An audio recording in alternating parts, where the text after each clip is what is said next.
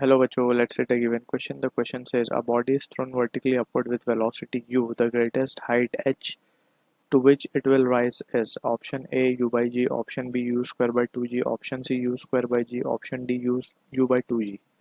So इस question का जो key concept we need to understand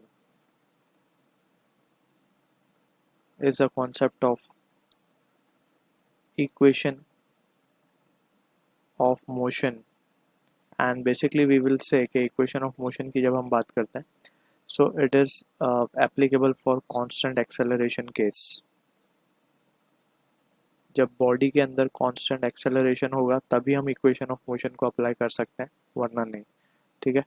अब इक्वेशन ऑफ मोशन कौन से हमने पढ़े हुए. First equation of motion is v equals to u plus a t, that is velocity time relation.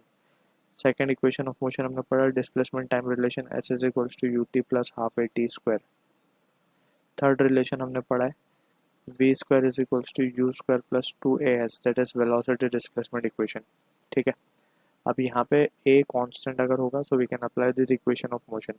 अब यहाँ पे हम बात करते हैं एक और टर्म की, एक और कंसेप्ट की, that is free fall motion या मोशन अंडर ग्रेविटी भी बोल सकते हैं.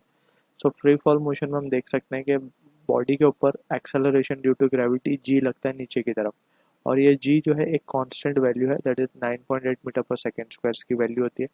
तो ये एक कांस्टेंट एक्सेलरेशन का केस है. So we can apply this equation of motion for free fall case also. ठीक है. बस हम क्या करेंगे यहाँ पे एक ही जगह पे, ये फॉर्मूलेज में एक ही जगह पे हम जी रिप्लेस कर देंगे. ठीक है.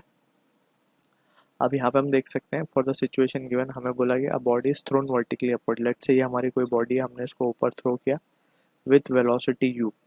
अब वेलोसिटी ऊपर की तरफ है, लेकिन हमें पता है acceleration due to gravity that is g वो हमेशा नीचे की तरफ लगेगा. ठीक है.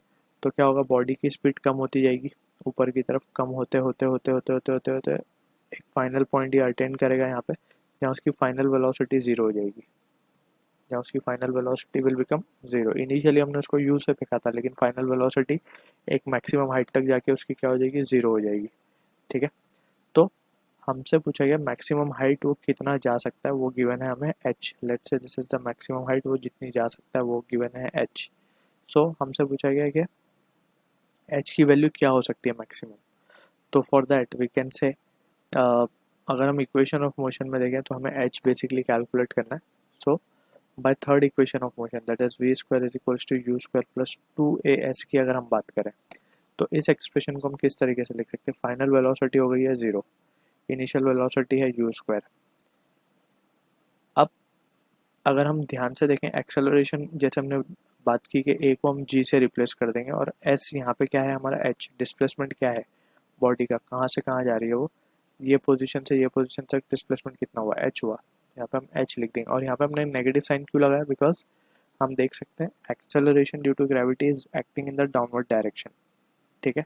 और हमने बॉडी को फेंका है ऊपर की तरफ, तो ये दोनों डायरेक्शन अपोजिट है. सो अपोजिट को रिप्रेजेंट करने के लिए, या फिर हम सिंपली इसको समझ सकते हैं नीचे के डायरेक्शन को अगर हम पॉजिटिव नेगेटिव कंसिडर कर रहे हैं तो ऊपर के डायरेक्शन को हम पॉजिटिव मानेंगे. तो जी नीचे की तरफ है तो नेगेटिव होगा, एस यानी डिस्प्लेसमेंट ऊपर की तरफ है तो पॉजिटिव होगा. तो यहाँ से हम देख सकते हैं यू स्क्वायर विल बी, हमें चाहिए था एच की वैल्यू, तो यहाँ से हम एच की वैल्यू निकाल सकते हैं u square upon two g. So this is the answer for the question, जो कि मैच होगा ऑप्शन बी के साथ. So I hope you understood the solution. All the best.